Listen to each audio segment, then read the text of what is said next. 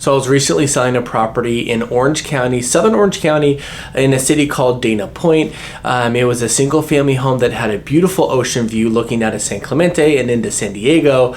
You could literally see the waves crashing into the sand, which is really cool. I'll go ahead and share a couple photos within this video just so you can take a look.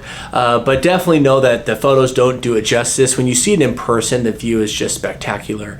But I was selling a property and we were on the market for a couple months. We listed the property at $2.2 million. The home was really worth about 1.9 to 1.95. The sellers chose to list it a little bit above market value because, you know, sometimes it's hard to compare a ocean view home.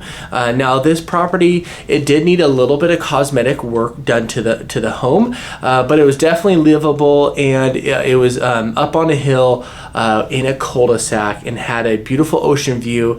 And one of the really cool things about this property is that nobody could take away your ocean view because the homes in front of it the top of the house could only go to where the street is.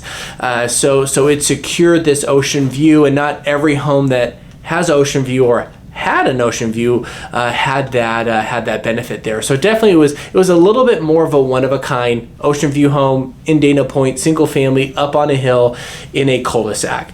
There's a lot there, and so this property had that. So we're on the market for a couple months, and we received several offers over the couple months, but they were well below what the seller was willing to accept. But we found this last buyer. They started off offering us 1.9 million, putting 25% down, closing in 30 days. At that time, my client was willing to accept 1.9, but after communication and talking with the other realtor, I was the realtor representing the seller listing the home, but after many conversations with the agent, I felt that the buyer really wanted the property, and I felt like we could squeeze just a little bit out of them. So I obviously presented the offer to my client, and my client wanted to accept the property right away. Just, hey, we have a motivated buyer. Let's just get this done. My counsel to them was, hey, let's just go ahead and let's counter their offer and see if we are able to get them to come up at all. And so we did. So we countered at 1.965. Lo and behold, they accepted. They accepted that offer. So we have an offer at 1.965, $65,000 above what the seller is willing to accept. And we open escrow. Everything is going smooth. And a couple weeks later, the buyer asks for a credit. And so they do that because they did their investigation. They found a couple things wrong with the home, but this credit was unlike anything I've seen before. I've been selling real estate 10 years, and I've never seen a buyer ask for the amount of a credit that this one did. They asked for $110,000 credit. Now, I think the most I've seen was like $50,000, and it was, there was a lot of justification with that. But this buyer asked for $110,000, and they only listed one bid with their request, and so all the other line items that they were requesting were just guesses. And so I knew that the buyer really wasn't going to ask, or they weren't really willing to walk away if they didn't get $110,000. After some communication with the other realtor, I had found that this was a starting point for them, and they wanted to have an open communication.